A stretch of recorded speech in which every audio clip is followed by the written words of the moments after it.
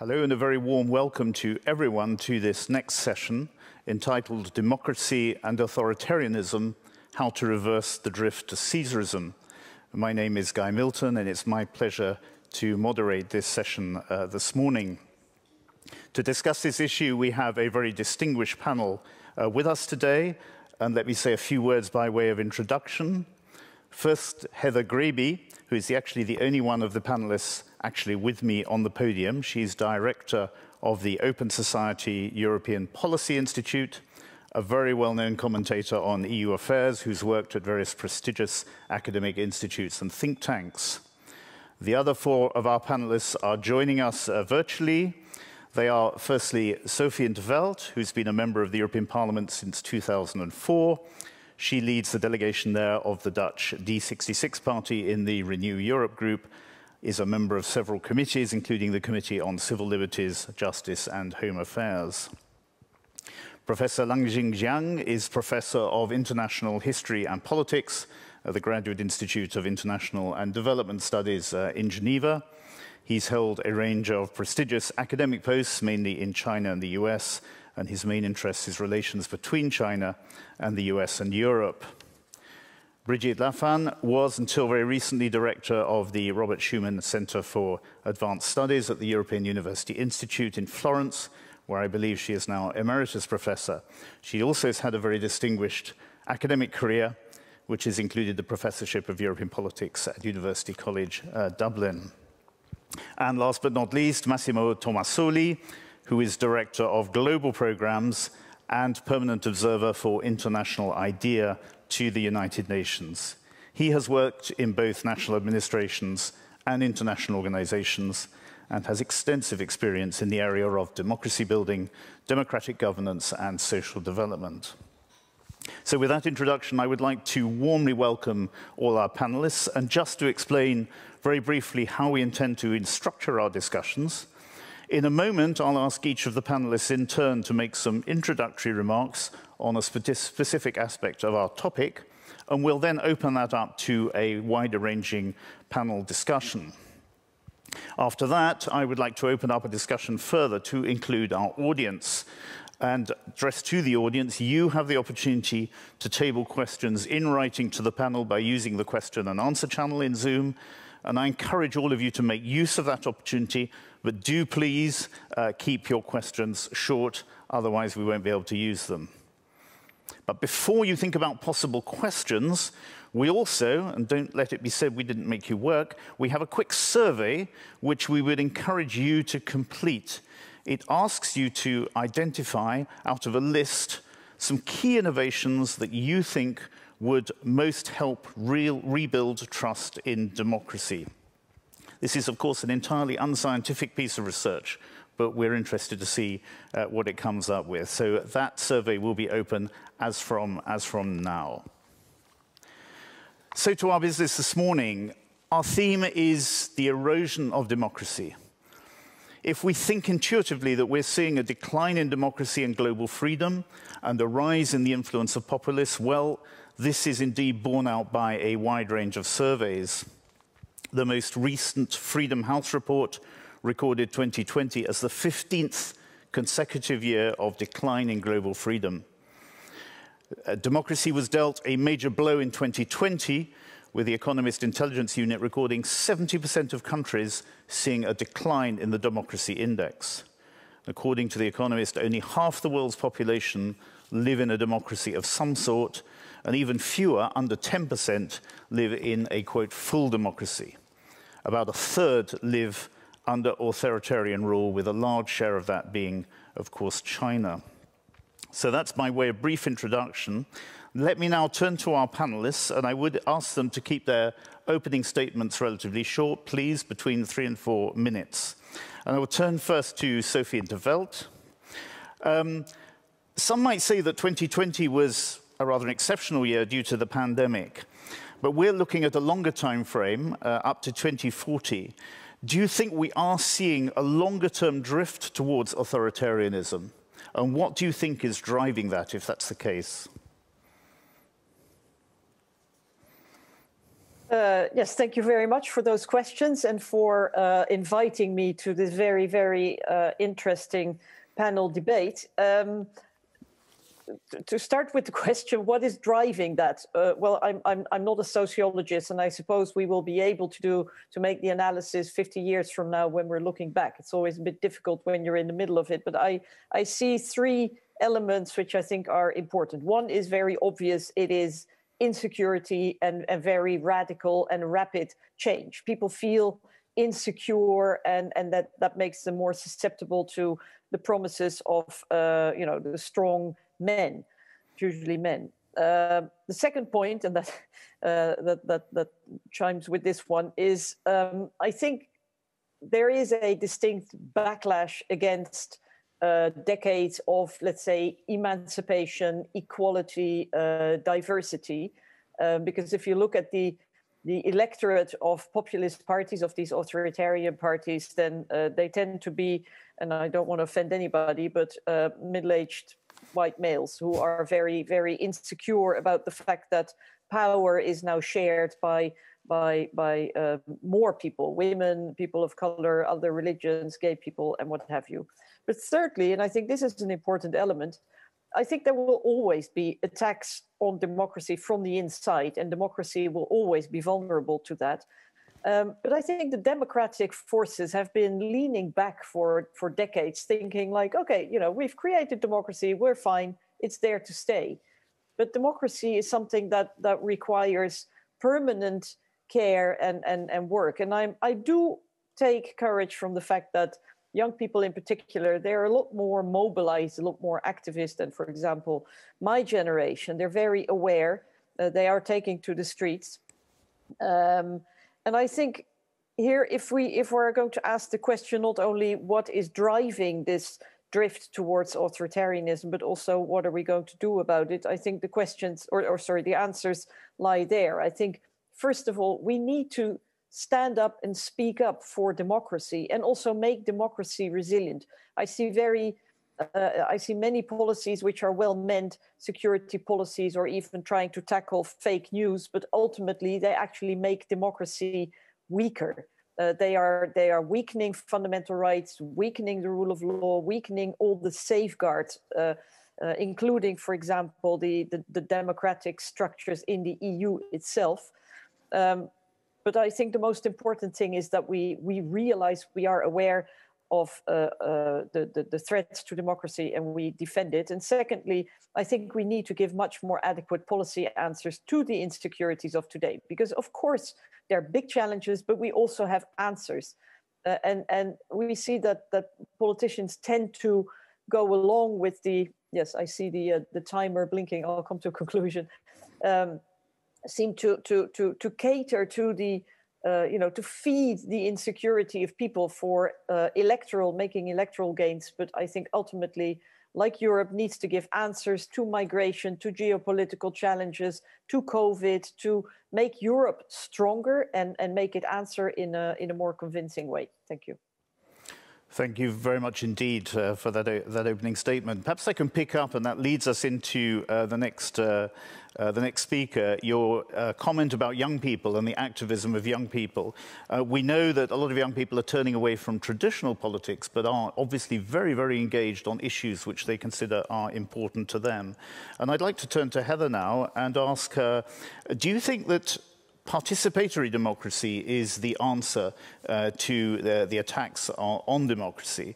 And how might participatory democracy and representative democracy complement each other and work together?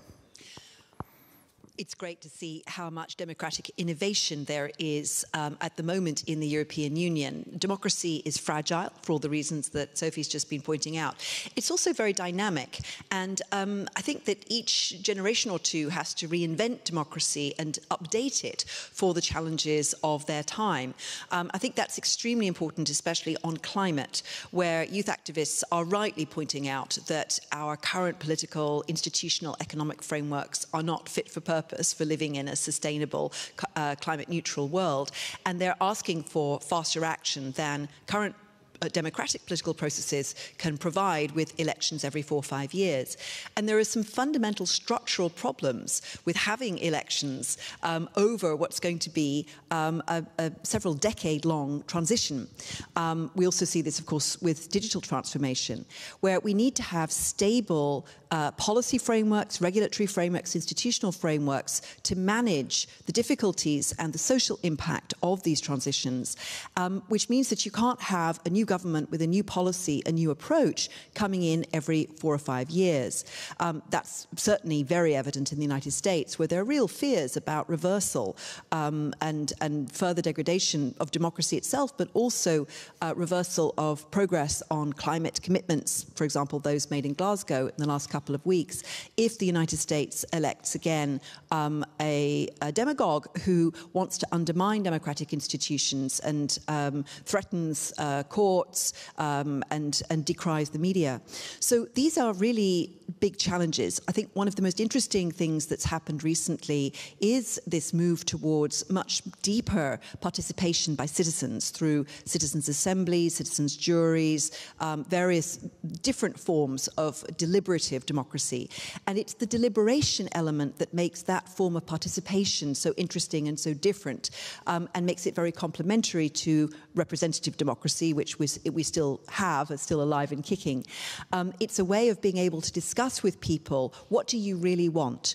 Okay, the EU is providing an institutional framework for prosperity, for peace, for stability, which is very much needed in the face of climate and digital challenges.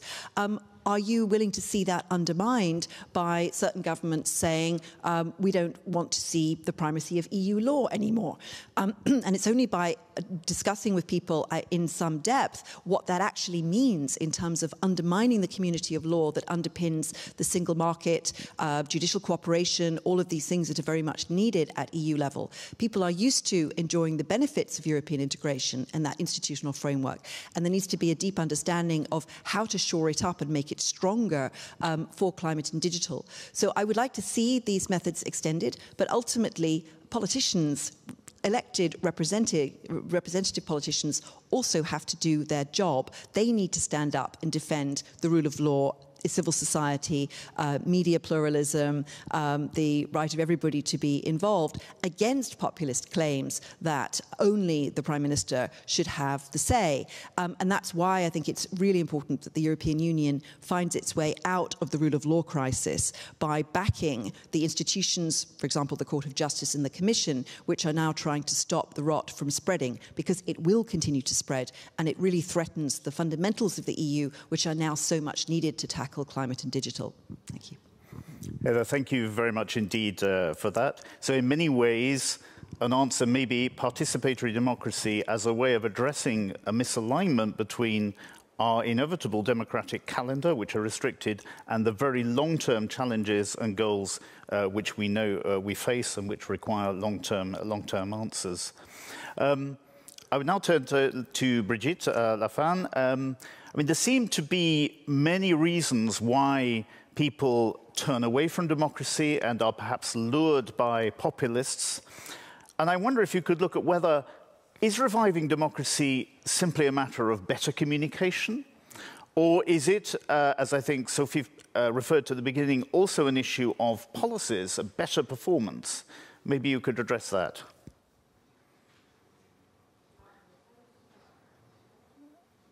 We can't hear you, I don't think. You must be on mute. Now we can. Good morning. Thank you for the question. So, of course, protecting democracy, enriching democracy to ensure that the fabric is strong is a matter of communication, but also performance. But I would add 2 other ingredients, and one of them has been mentioned already, and that is participation. But I would also say we must invest in civic education, in education in our democratic systems about what it is to be an attentive and engaged citizen. So let me begin firstly with communication. And political communication is a particular form of communication. It is the communication about how issues are framed in the public realm, what issues are given attention and reach the agenda, and then also the hidden face of power, the things that should be on the agenda but aren't on the agenda. So political communication, how things are framed, how issues are mobilized onto agendas, managed on the political agenda is extremely important. But we also must be attentive in our democracy to what I would call the lure of the simple slogan. And looking across Europe, one of the most powerful slogans, political slogans of the last 5 years with real consequence, but in my view, very damaging consequence, was the bring back control. It was an extraordinary political piece of political communication, but very damaging and went unchallenged. So again, one has to be attentive to the slogans that can find their way into the public consciousness and become, and our people think, oh yes, why would one be against taking back control? But of course, that was not interrogated. And that brings me to what I would say is the dominant texture of populist politics, and that's the politics of you can have it all. There are no difficult choices. There are no difficult trade-offs. So again, in the public realm, it's extremely important that the political class, that they begin to engage with compelling, convincing, and accurate engagement on the choices, because we need to get back to the trade-offs and choices that inevitably involve that are inevitably involved in politics and democracy. So you can have very rich social services, provided that you have a capacity to tax and that the society is willing to be taxed. So again, if I were to, in terms of political communication, I would like to see much more choice. Then on performance, because I see my time is out, because we're in this extraordinary period of dramatic change, fundamental change, the sort of change that comes around once every 100 years, where you move from one type of system to another, one order to another, or disorder. There, I think civic education is really important. We've got to engage pedagogically in what are the big issues and the mobilization that will be required, the extraordinary effort that will be required, both publicly but also from the societies, in terms of tackling climate, digital, the new social contract, the world of work, and also the links between our local, national, European, and global politics. Okay, thank you very much indeed for that. That's extremely interesting. I want to change the focus a little bit now and move on to Professor Xiang. And I want to broaden this a little bit, go beyond the EU, and ask you about China. With its renewed self-confidence, with its extraordinary economic growth, has it made authoritarianism more attractive around the world? And if so, what should Europe be doing about this? Well, I think that there is a great irony. I would say Chinese are probably bemused to hear that the democracies are now talking about defending itself. The enemy of democracy, of course, is within, not from Beijing or Moscow, for God's sake. They may have done something, Moscow in particular, interfering here and there, but come on, crisis coming from inside. It is quite a chunk of the population no longer believe in democratic value. But even more important, you had her president of the United States does not even believe, a lot of followers do not even believe in rules of the game. So externalize Western democratic crisis into a anti-authoritarian campaign makes no sense to me. Okay, that's the first point, first irony, I would say. it's a diversion of its own problem. Secondly, what are the roots of this current situation in the West? Well, two things are driving, psychological factors driving the West, the United States in particular, of targeting Beijing, Moscow, and several other so-called authoritarian countries is one is the panic of decline. Okay? This is a kind of almost hysterical sense of worry about decline. That, of course, the roots is Oswald Spengler, who has done the original work on that. Everything you can read today in Spengler's works, including never transfer technology to the colored people, which that's, by the way, is Spengler's last little book. Nobody reads it. The master should never deliver the technology to slaves. Everything is there. The second thing I believe is the issue of yellow peril, in particularly vis-a-vis China. Okay? So what do we see now? What the Chinese can do, or what Europe can do? Europe must play the role of in between the United States and China. Strategic autonomy is the only solution for the world to maintain strategic balance, stability, and peace. Europe is a shining example of democracy, not imprisoned by the Enlightenment absolutism, represented by people like Montesquieu and so on, which, of course, division of power argument. I wrote a book 2 years ago about Chinese legitimacy crisis. It's a philosophical book. I was not aware that the West at that time, 2019, actually entered a major legitimacy crisis. So fighting Caesarism has to be a job starting from within. Thank you. Thank you very much for that intervention. I'm sure that raises a number of issues, and we'll want to come back to those in our subsequent discussions. So many, many thanks. I now turn to Massimo Tommasoli. You have a lot of experience in democracy building. I mean, more and more effort now seems to go into the manipulation or the rigging of elections. And we've seen obvious examples that particularly and including very well long-established democracies. A difficult question, but what can be done to prevent this?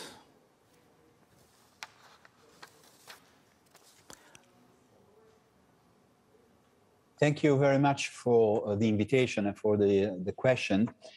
I find, the elements, the evidence to answer your question in the Global State of Democracy report that the International IDEA is about to launch next week, actually next Monday in Brussels, which goes very much along the same lines of your introductory statement about the state of democracy in the world based on Freedom House and the Economist Intelligence Unit. There is a rise of authoritarianism. But we have also to ask ourselves why authoritarians want to be elected. Last example is from Nicaragua, very recently. So why there is all this effort and investment of energy in getting some sort of legitimization of autocratic rule through elections?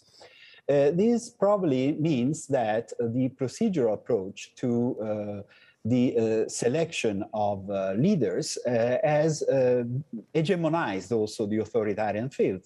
And there is a quest for legitimacy, although indirectly, also by authoritarians. One of the elements of our Global State of Democracy report is that it doesn't only analyze the situation, but it provides policy recommendations. And they are structured in along three principles: deliver, rebuild, and prevent.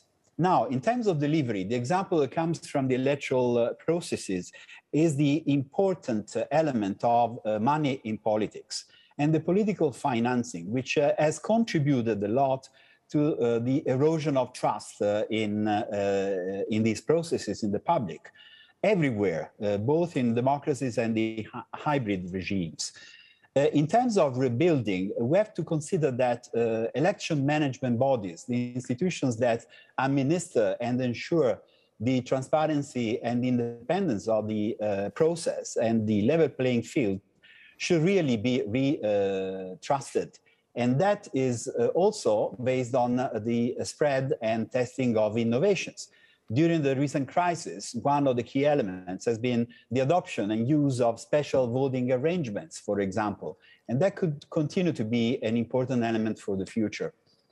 And in terms of prevention, I think that the key element there is really how the public space for electoral processes may prevent the impact of disinformation. And the importance of not only of election management bodies in this respect, but also civic education, the role of media, the role of civil society is very, very high. Thank you. Thank you very much indeed for that. That's extremely interesting. And again, I would like to follow that up. And I thank all of our panelists for covering such a wide range of aspects of this discussion in this opening round. I would now like to open up our discussion a little bit and pick up some of the issues that have been touched on in your opening interventions. Maybe I can start with the issue of communication, because that was touched on in Brigid's intervention. I mean, it is very clear that populists are able to use a very simple communication to attract people. And I'm wondering, and I maybe turn to Heather on this, are there aspects of the way that populists communicate that we can learn from without, of course, necessarily buying into the whole package? And I know, Brigid, you mentioned about the importance of really explaining the complexity of issues, but populists are frequently tapping into a desire from the public for simplicity. People want simple answers. They want simple solutions. So maybe, Heather, how do we learn from that, or can we learn from that, without, of course, buying into the narrative that goes with it? Well, at its heart, populism, as defined and analysed in political science, is about making a claim that there is a corrupted elite. Sorry. Should I start again? I'm not sure if you heard me. Okay, sorry. So I've forgotten whether or not I have a microphone on or I have to speak into one. It's this switch from Zoom to in person. So yeah, I mean, if you look at the analysis in political science literature of populism, populism is fundamentally a claim by a person who wants to gain support and win power that there is a corrupt elite out there that is not working in the interests of the people, and that he, it's usually a he, sometimes there are some she's as well, represents the will of the people, the pure will of the people, which is simple and strong, and it's usually the majority and not the whole of the population. And the claim is that there are simple solutions as long as I get in power and I have the levers of power. And that's a claim that's always going to be made. In fact, we saw it, we were supposed to talk about Caesarism in this session, and indeed in the Roman Empire, the politics of the Roman Empire, you can see these kinds of claims made as well. And that's maybe a necessary and inevitable part of democracy. The problem is when it starts to undermine institutions that guarantee stability of stability, justice, checks and balances, and ensure that that person, anybody coming into power, can't take over the institutions of the state and hollow them out. And I think that's the biggest lesson the European Union needs to learn from what's happened over the past 10 years, when member states were very reluctant to engage and interfere in what they saw as unpleasant domestic political events, first of all in Hungary and then in Poland, where institutions were taken over by one party and hollowed out. Not only state institutions, but also the media, the progressive shutting down of independent media outlets, then channeling of money towards oligarchs who could buy those media outlets and then use them to bash the European European Union, which is a pretty remarkable irony in terms of the use of EU funds that I think very much needs to be addressed now by the European Commission, and the Parliament has played an important role in bringing that to the fore. But what we really need to learn about the experience of populism in Europe over the past decade is that you can't allow the institutions and the checks and balances to be hollowed out, because then an election doesn't bring any real change in who has power. That you then have a network of people who have political and economic ties that mean that they can go on running the country indefinitely. It's extremely difficult to root out that kind of a corrupt system. And what we can learn from the United States, where we also saw populism in the shape of Donald Trump, and we may well see it again in a very short period of time. That's why it's a really critical moment to work with the US in the run-up to the Summit for Democracy. But that the US has got to shore up its democracy, because there too, the erosion of the power of the court, the packing of the Supreme Court, the various things that happen there, and of course the impact through social media on people's trust in the state and in state institutions like courts, and the need for independent institutions. These are fundamental issues which are kind of taken for granted until suddenly they're not there anymore, because we haven't noticed that the hollowing out has been going on. Thank you very much indeed. And I'd like actually to pick up an element which is actually linked to that, I think, which is the whole issue of the anti-elite, which I think you touched on. Maybe while we're answering this question, we can see whether there are the results of the poll that I announced at the very beginning.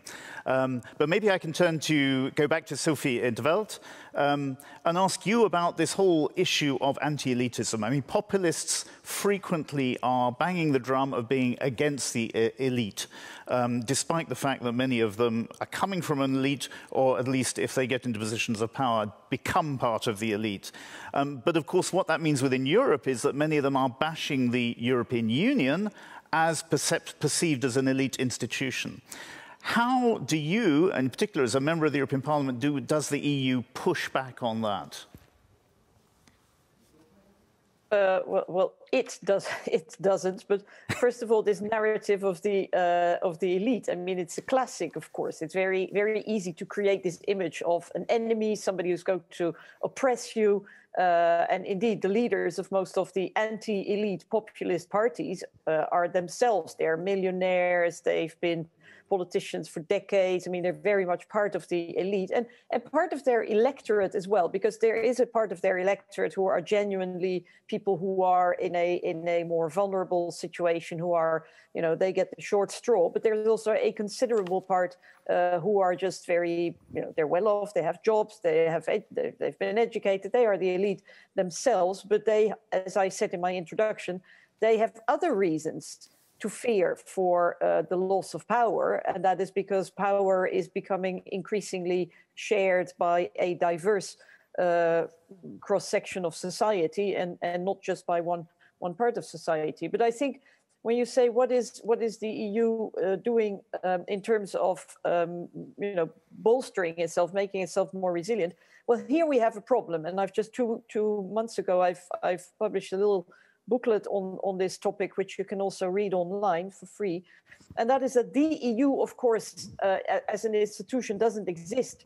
And what I note is that the EU is becoming increasingly intergovernmental, much more than people realized. And that is a weakness, because national politicians have absolutely no interest whatsoever in educating people and making them participate. They pretend that the EU is a technocratic entity, so people don't need to be informed about it. They don't need to debate and deliberate, as Heather said. They don't need to participate because it's just technocratic and it's not political. So this intergovernmental Europe with the fiction of a technocratic Europe, which is designed to keep people out and keeping them ignorant. I mean, there are very few member states where people are actually educated in school, for example, about the European Union.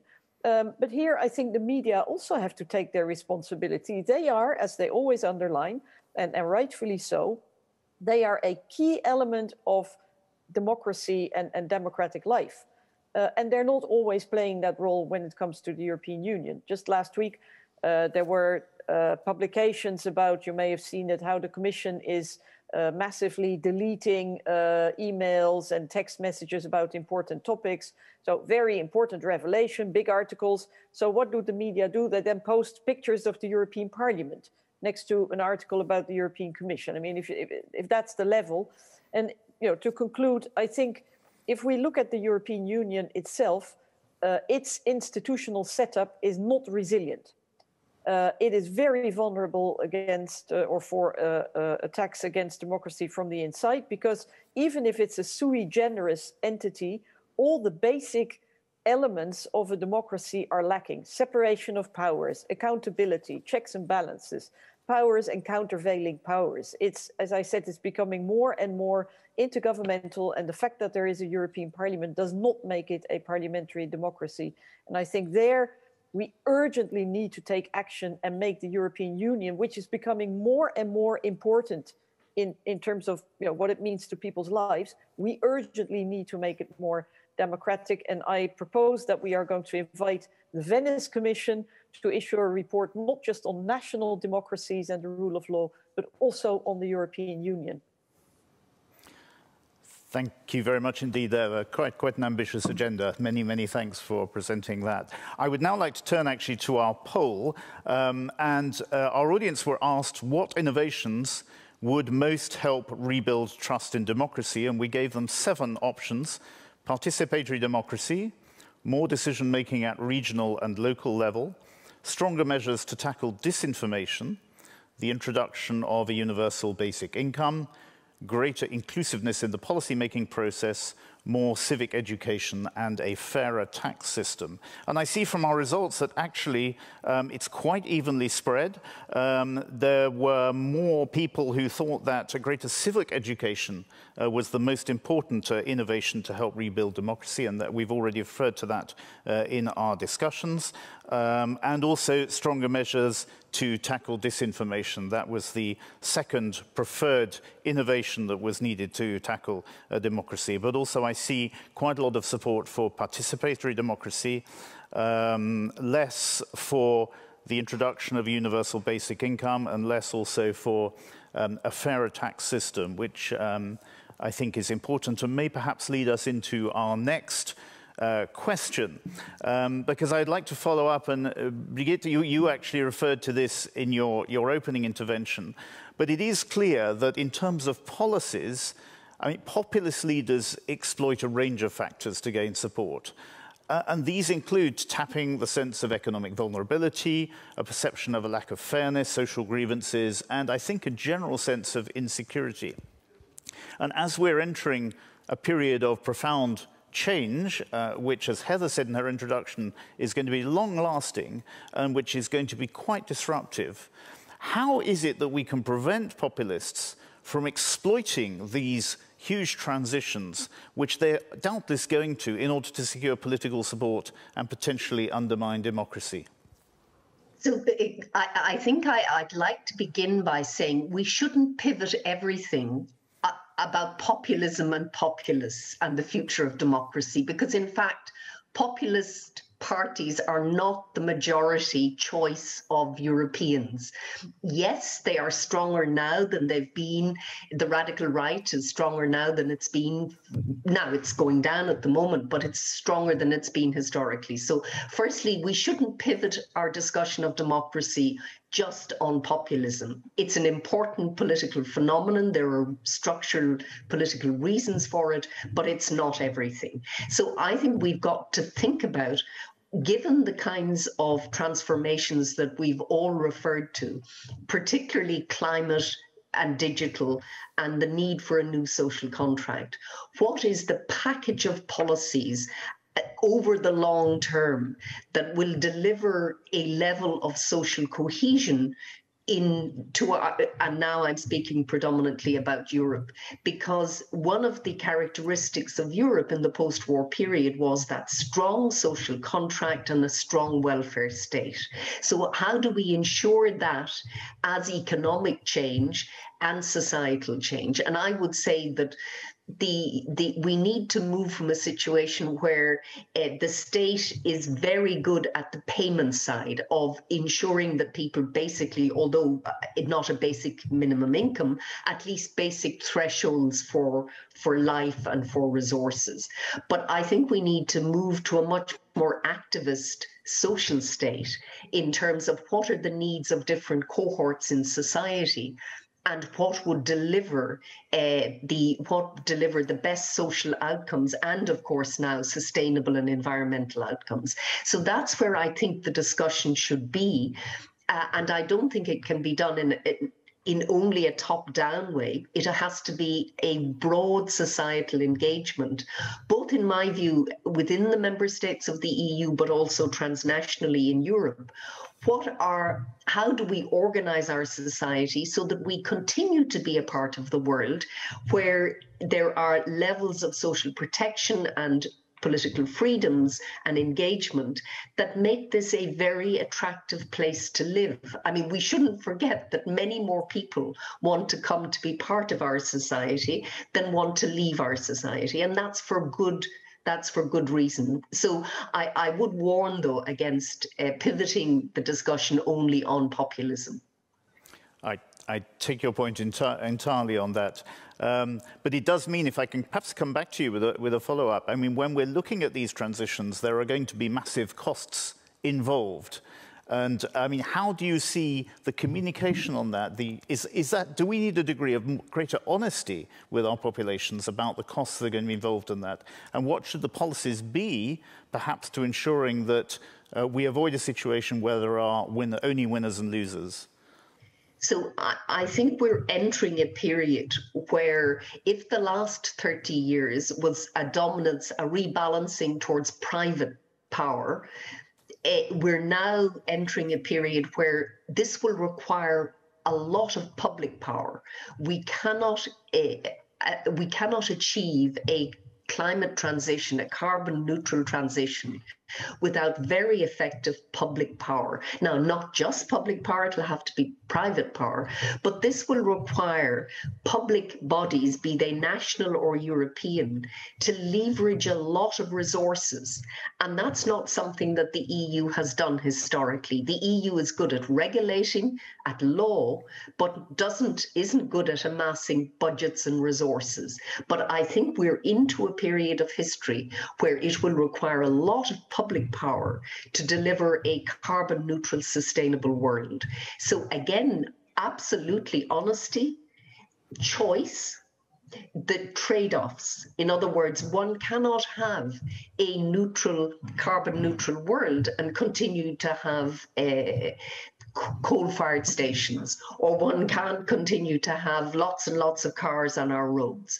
So these are the sorts of fundamental societal transitions that are required and will require honesty. But I think honesty not just from, we can't lay it all on politicians. There is also an individual and societal responsibility to the achievement of what is needed in our world of change. Thank you very much indeed for that. Yes, one could almost coin the phrase "to have your cake and eat it," perhaps, as a way of describing it. Let's broaden out the discussion a little bit more, and I'd like to come back to Professor Xiang and follow up on your initial intervention. The West traditionally thought that the increasing prosperity and the integration of China into the global system would lead inevitably to an opening to liberal democracy. Clearly, that's not happened. So my question is, how did we get it so wrong? I think your microphone needs to be... Well, because of you still in the language and conceptual framework, in that kind of mentality, which was developed since the European Enlightenment, 500 years of a rise of Christian Europe. That order is coming to an end. That's the first point. Secondly, I must say, this is based on imagination. Chinese, from the very beginning, if you recall, Deng Xiaoping said in early 1980s, China will do perestroika, never never glasnost. Now it's conveniently forgotten, particularly by Americans. So they disappointed with their own imagination. It makes absolutely no sense to me. Now, what is really fundamental here is that the pandemic shows one important thing, positive side, that is to undermine fundamentally two conceptual pillars of liberal democracy in its absolute sense. That's a post-enlightenment. Okay? Meaning what? Meaning individualism, first pillar. Second is personal liberty, also or freedom, whatever you call it. Okay, I prefer Isaiah Berlin's, definition, positive, negative, but that's even more sophisticated. So these two core concepts or pillar start crumbling because it's not working and it's not believed by their own people. So therefore, that's the real crisis. That's the reason I'm trying to say. It's 500 years of dominance by the Christian Europe. It's perhaps at this particular moment beginning to end. Okay, so that's the reality. But I'm sure Western commentators, thinkers, they refuse to accept that. They would never think in that way. So therefore, they keep on talking about the technical side. How can we defend liberal democracy? The most ironic concept is how do we defend liberal international order? Now, liberal international order cannot be defended if it does not adapt to new context and new conditions. The new conditions is this, that there is a meaningful alternative argument for global governance as well as internal governance, mostly at this point represented by Chinese historic experience.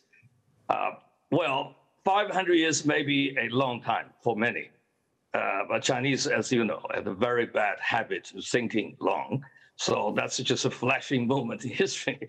I would not be surprised to see that the West has to start thinking somehow to accommodate some part of Chinese political philosophy or Chinese historic experience.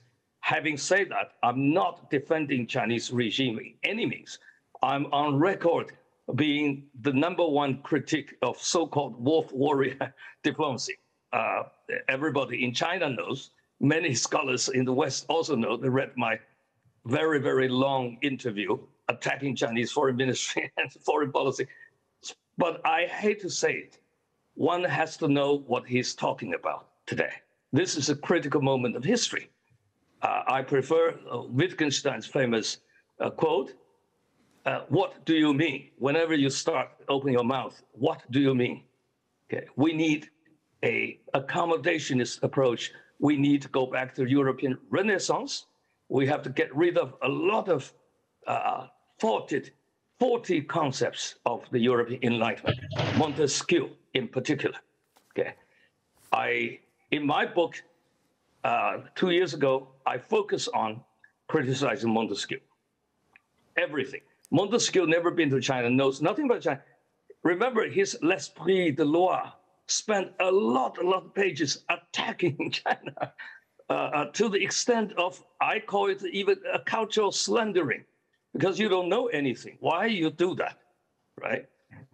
Because he want to build a absolute argument, theory, that power must be divided mechanically into three people. Makes no historic sense for me. We need to go back to the Jesuits 500 years ago when they came to China. Now, they don't think the way Montesquieu thinks. By the way, Montesquieu's target exactly are the Jesuits. So this is the historic moment I think think tanks must start real thinking. Think tanks are still thinking about policies. It's absurd. It's absurd. My last point suggestion would be, don't use George Orwell all the time to try to describe China and so on and so forth, because most people quote George Orwell don't understand George Orwell. Because George Orwell, 1984, coming from his extreme hatred, not just communist authoritarianism, of imperial hubris, No, very few people read George Orwell Burmese days, shooting elephants. It's early work. The West is in the process of post-imperial time lag syndrome, in my view. At least takes 30, if history is a guide, it at least takes another 30 years for the Western intellectuals to start real thinking. Let's engage China philosophically. I'm not saying Chinese systems, but Chinese system has a lot of problems. That's why I wrote a book. It's called Legitimacy Problem of China. But I criticize Chinese legitimacy problem, not following Montesquieu, not following Western political scientists' argument about liberal democracy. My criticism of Chinese system today, including leadership, I'm focusing on Chinese history. I think that system at the moment probably have enormous difficulty to last for very long. So that is my, as intellectual, that's my conclusion as a historian and a philosopher. But we need a accommodation approach or accommodationist approach on both sides in order to do this. When I was a student at Bologna Center at Johns Hopkins, many decades ago, I met Sandro Pertini, the most respected politician in a country, La Repubblica Senza Governo, as you know. I remember we had a short conversation about spaghetti and pizza, because Chinese always claims both are coming from China, Marco Polo. Pertini said one thing to me I'd never forget: spaghetti forse, pizza no. Okay. that is a correct attitude. Okay, thank you very much. Thank you very much for that. I'd like to bring in Tommaso in a moment, but I think, Sophie, you wanted to respond to that. You wanted to defend Montesquieu, I suppose. Actually, no, I wouldn't dare. No, I was triggered, of course, by a lot that Professor Xiang has said, and he has a fascinating view. I was just, I found your criticism of the West, whatever that may be, somewhat one-sided, because it may well be that you're right, that this idea that China would also turn into a liberal democracy modeled after the West was probably never realistic. At the same time, I think a system which is based and which can only exist on the basis of oppression, manipulation, and gagging of citizens who disagree with the authorities also has an inherent weakness, just as democracy does, as liberal democracy does. So I would say, and certainly in an open world where people are getting more information about how others live, I think. But you're right that it's, we're inward looking and we need to take a bit more distance and look at the way the West functions with more, with a more pragmatic view. But I do think our system is actually very resilient. Ultimately, it's going through a very, very rocky period. But Professor Laffan, I think, is right that we should be too gloomy, because those anti-democratic forces, who are very strong and very outspoken, they're not the majority. They're not the majority. Okay, thank you very much for that. So let me finally come to Tommaso. I'm sorry to keep you waiting. Given your experience on democracy building, I mean, what can be done, in your view, internationally, to reverse the trend to authoritarianism? Have we moved from a stage from democracy building to maybe democracy protection? And in particular, has Europe, with its own particular challenges in this area, lost some credibility globally? Thank you for this question. And I was also fascinated by the professor's comments. I do think that there are a couple of things that we can still do, and we haven't lost faith, actually, in democracy building. Perhaps defending democracy as basic principles, not really as a model of liberal democracy, could be a starting point. And in our global state of democracy indices, we analyze 5 dimensions of democracy. And we do not rank countries according to their conformity with a liberal democracy model. And we may find, for example, participatory engagement in high quality also in some countries that are weaker on other elements of democratic categorization. So I think having a non-Western bias is a very important starting point. For too long, democracy assistance providers actually thought about exporting democracy, and that has been a very important flaw at the basis of some failures.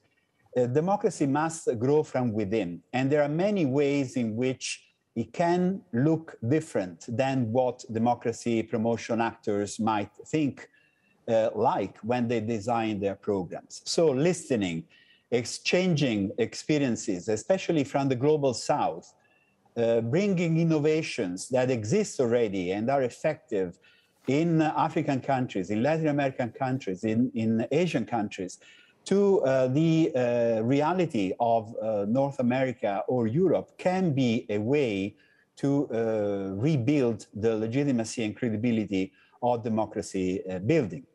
However, I think that there is another point that we have to bear in mind, and I want to relate these to your initial questions about the rise of authoritarianism and populism.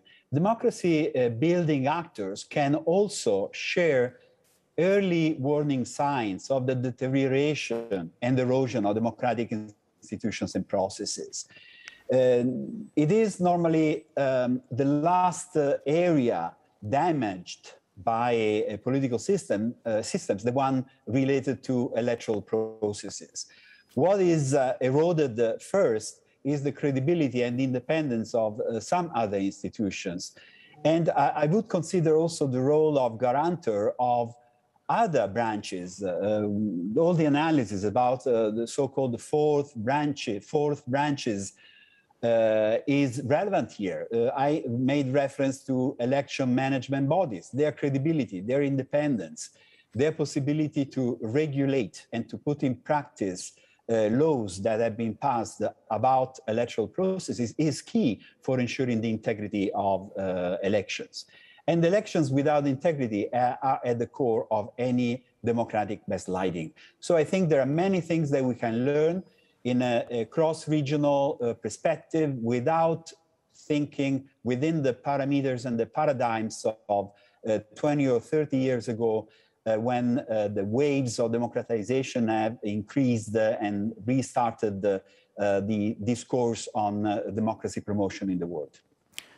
Thank you very much indeed for that. Now, time is passing, and I would like to give the opportunity to our audience to hear some answers to some of the questions that they've raised. So maybe I can turn to Heather now. We have a question which it reads as follows. What can the Summit of Democracies, which is being organized by President Biden in December in just a few weeks' time, hope to achieve? Well, these summits are often not remembered much for any kind of final communique, and I understand there won't be a statement at the end of it. They're often remembered just for a big idea that is put out in the title of the conference, or which is made a reference to.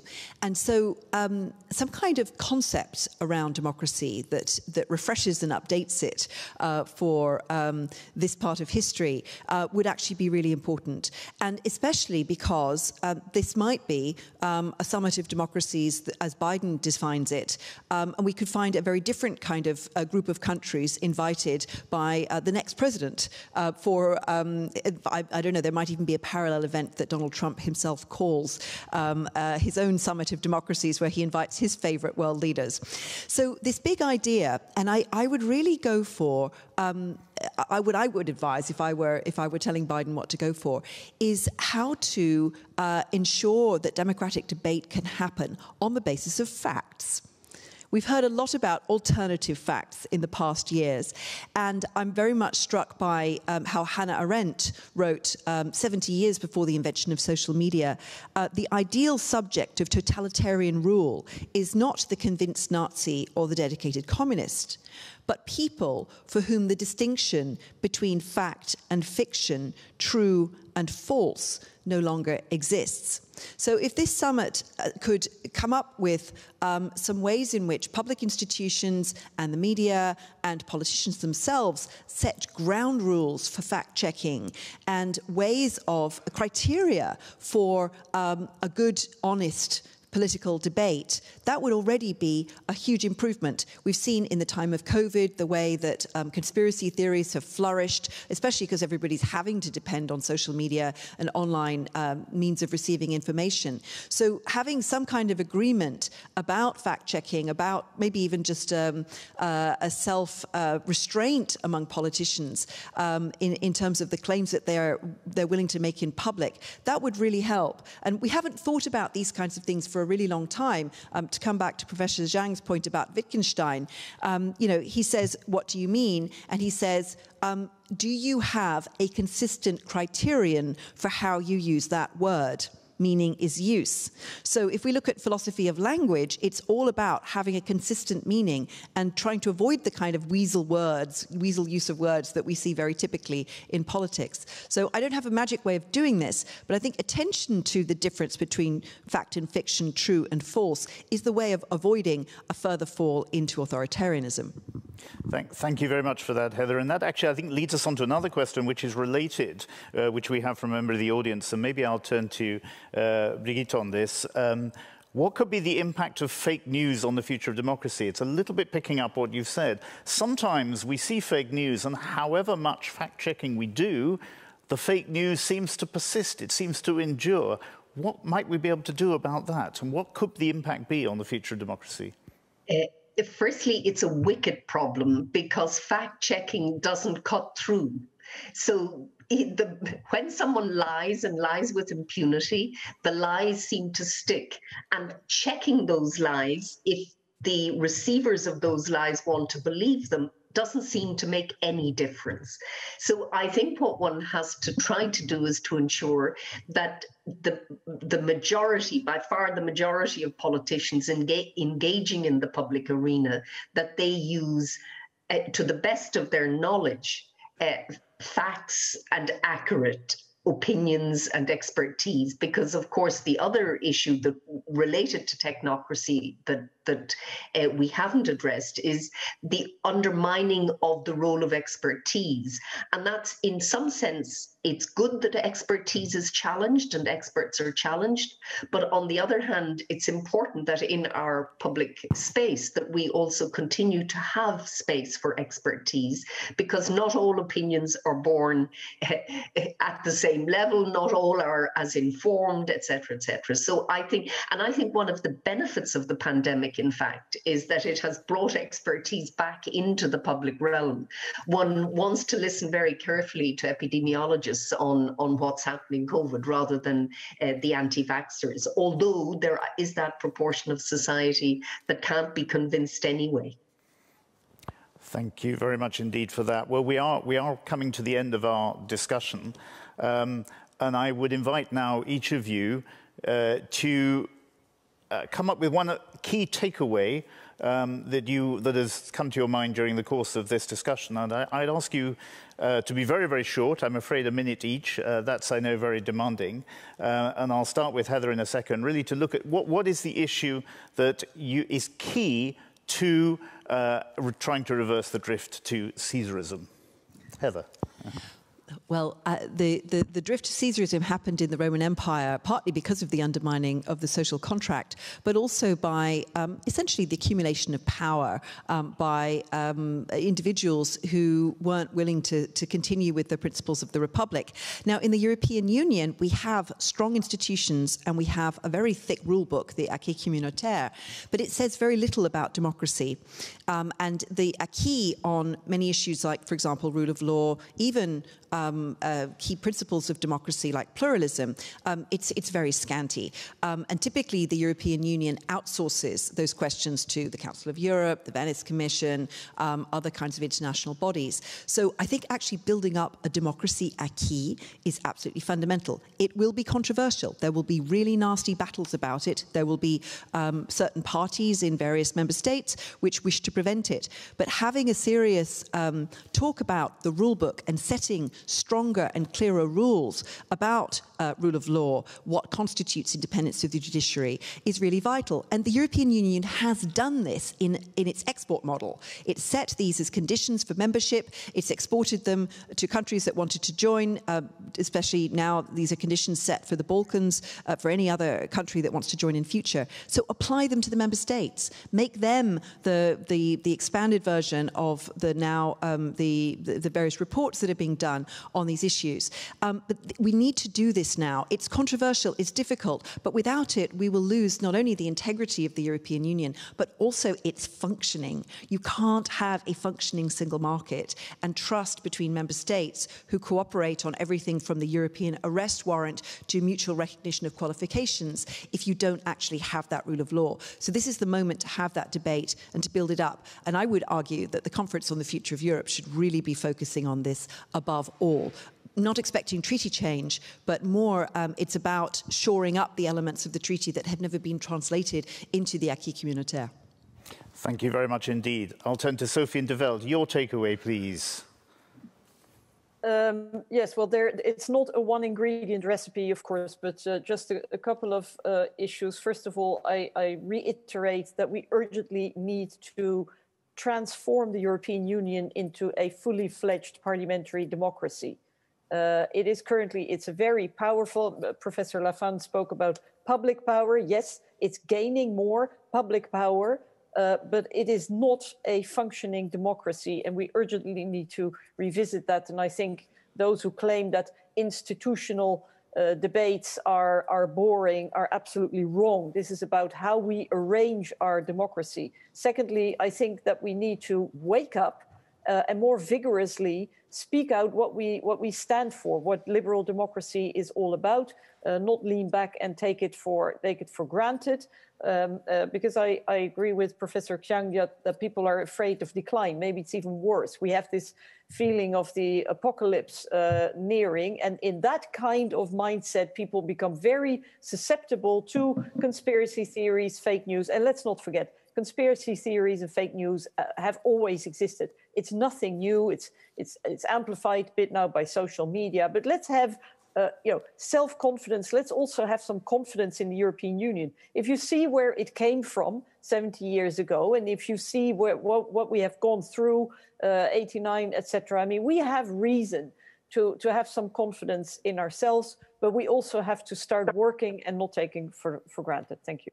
Thank you very much. I'll turn to Brigid Laffan now. Do you have a similarly optimistic takeaway? So let me be very brief. Firstly, I'd like to thank Professor Xiang for his challenge to us, both in Europe and in the United States, in terms of our view of the world and the future. But can I also say that democracy has served this part of the world extremely well, and democracy wasn't born, it was earned, it was hard, it was contested.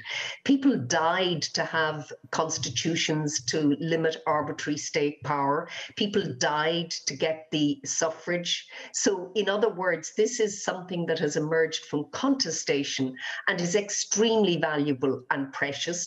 And for me, even though it's 500 years and perhaps the end of Christian Europe, for me, the value of individualism and personal liberty still matters. Thank you very much indeed. Professor Xiang.